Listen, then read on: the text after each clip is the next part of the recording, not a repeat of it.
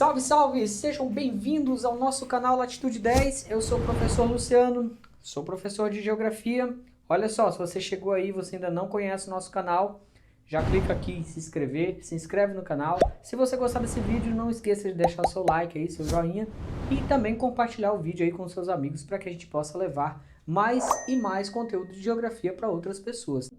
Vamos aqui na nossa sequência da nossa grande playlist sobre urbanização. Vamos começar hoje a urbanização no Brasil. Vamos falar do processo de urbanização brasileiro e vamos discutir algumas questões importantes aqui sobre os nossos municípios brasileiros. Nós somos mais de 5.000 municípios no Brasil e esses municípios aí nós vamos falar sobre as cidades, sobre o desenvolvimento desses municípios e como que chegamos a esse momento.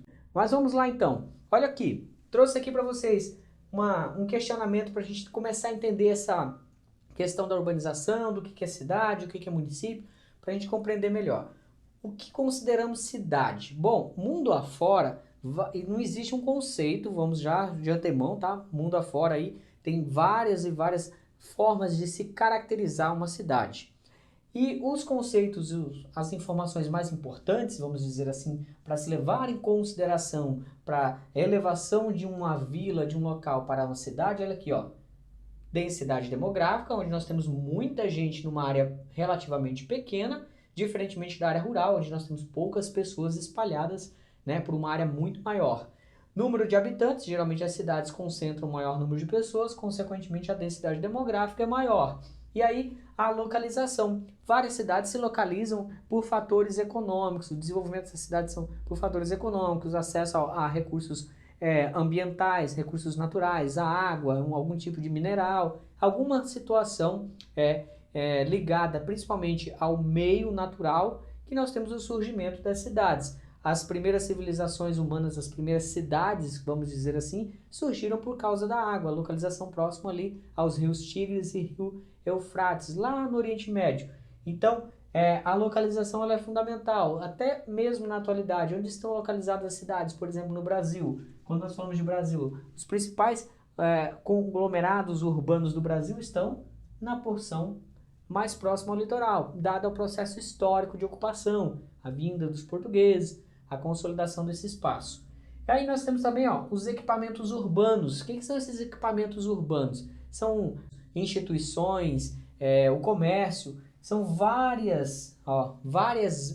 são variáveis, vamos dizer assim, são variáveis que determinam, que caracterizam um ambiente urbano. Comércio variado, um comércio ali que atenda máquinas pesadas, atenda papelaria, atenda gêneros alimentícios, várias funções diferentes dentro do comércio. Escolas, ou seja, tanto escolas, faculdades, mas só o incremento da escola, a educação, já vai caracterizar ainda mais. Atendimento médico, hospitais, farmácias, postos de saúde, correios. Hoje em dia os correios nem é tanto assim devido ao fluxo de informações com a internet. Os correios vêm perdendo espaço, mas mesmo assim é considerado ainda um equipamento urbano fundamental para se caracterizar uma cidade.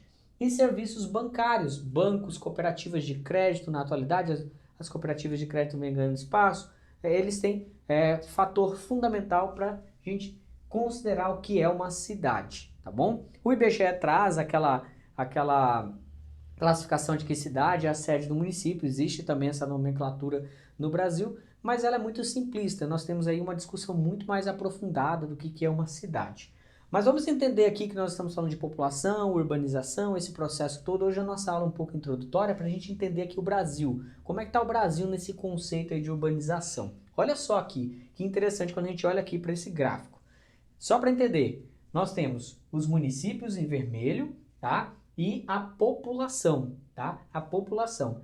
Observem aqui, a população do Brasil está mais concentrada na menor quantidade de municípios.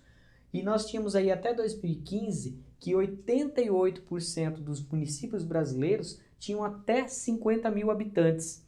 E que esses municípios concentravam apenas 32% da população brasileira. Ou seja, é uma quantidade muito grande de municípios para pouca gente. Por quê? Vários municípios do Brasil, essa distribuição a gente consegue observar bem, olha só, vários municípios do Brasil concentram pouquíssima quantitativo populacional. Muitos municípios no Brasil dependem de verbas federais, por exemplo, para sobreviver. Eles não conseguem estar ali com desenvolvimento econômico acentuado para se sustentar. Então depende muito ali ainda de verbas dos governos estaduais e governos federais para manter até o funcionalismo público ali naquela localidade. E por que são elevados a município? Bom, aí são questões políticas locais, são vários movimentos de desmembramento de outro município, aí cada localidade ali vai ter uma questão importante. Por que isso? Porque no Brasil não existe um conceito claro do que pode ser um município, o que pode vir a ser desmembrado. Não existe ainda um consenso muito claro, então aí você tem essas situações. Olha aqui, ó, 26,1% dos municípios concentrava 4,72% da população. E ó, 11,9% dos municípios concentrando 6,30% e assim por diante. Então, grande parte da população brasileira está nessas duas faixas dos municípios aqui. Isso atrapalha um pouco a gente entender o processo de urbanização, que a gente vai ver aqui nesse gráfico. Ó. População total, vou explicar isso aqui. Urbana, em vermelho, e rural. O Brasil aqui, ó, 170 milhões de habitantes e 30 milhões de habitantes, um pouco mais de 30 milhões de habitantes, isso em 2013, em população. Claro que hoje a população do Brasil é muito maior, mas esses dados não mudou tanto assim. Mas só para a gente entender, olha aqui, o Brasil, ó, em 2014 já possuía 85%, hoje está em torno de 86%, 87% da população localizada nas cidades, né, a urbanização, o índice de urbanização. O que nós vamos compreender desse processo? Existe uma questão dos municípios, algumas brechas na legislação que alguns agentes públicos municipais, tá? Alguns agentes públicos municipais, eles aproveitam essas brechas para, digamos assim, favorecer o seu município. Como a arrecadação é muito pequena de grande parte dos municípios brasileiros, principalmente desses até 10 mil habitantes, o que as prefeituras, alguns agentes públicos fazem? Aumentam a área de perímetro urbano, englobando ali chácaras, até mesmo fazendas, até áreas florestadas, tá? Até mesmo áreas florestadas que estão ali no entorno do município, ultrapassando o perímetro urbano, muito mais do que o que é urbano, que tem esses serviços aqui, ó, comércio, escolas, né? Uma área contínua, ocupada aí por todos esses elementos, ruas, esgotamento sanitário, coisa que boa parte dos nossos municípios não tem, água tratada, também boa parte dos nossos municípios não tem, não possuem. E o que eles fazem? Eles aumentam o perímetro urbano para quê? Para cobrar imposto territorial, predial territorial urbano, o famoso IPTU, de áreas que, por exemplo, são chácaras, que deveria ser cobrado o ITR. Com isso, eles aumentam a arrecadação do município. É uma estratégia utilizada por vários gestores.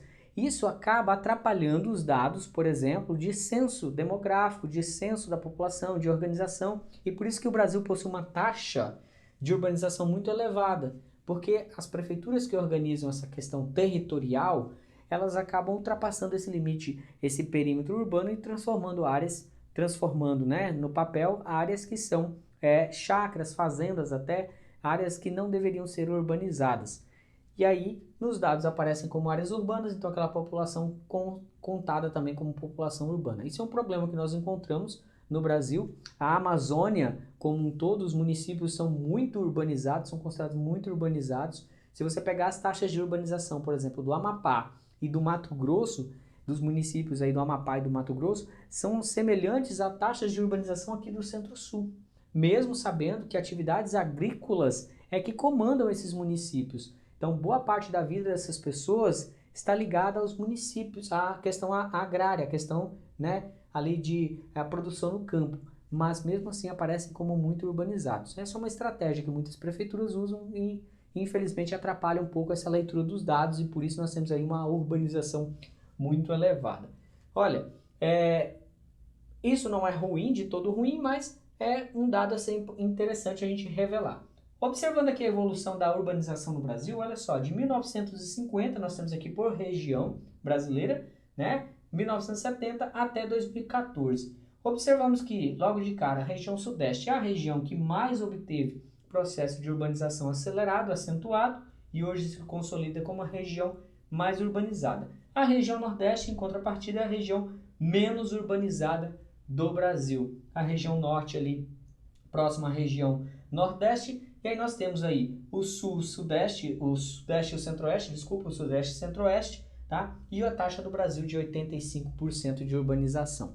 Percebam que esse processo de urbanização ele se acelera aqui, ó, nesse momento, ó, de 1950, 70 até os anos 2000. Por que ele se acelera? Porque aqui na década de 50 que nós temos a alavancada industrial do Brasil, a construção de Brasília, que muda muito a forma como vai sendo organizadas as nossas cidades. Então, isso vai dar maior gás, maior crescimento para a população urbana no Brasil. O processo de industrialização foi fundamental. Agora, para caso de curiosidade, vamos trazer aqui algumas informações, como que cada país compreende o que é uma cidade, o que é uma vila, né? O que pode ser levado aí como uma cidade. Portugal, por exemplo, que foi o país, né, que colonizou o que nós conhecemos hoje como Brasil, Portugal tem uma metodologia muito mais clara, muito mais eficiente, vamos dizer assim, na classificação.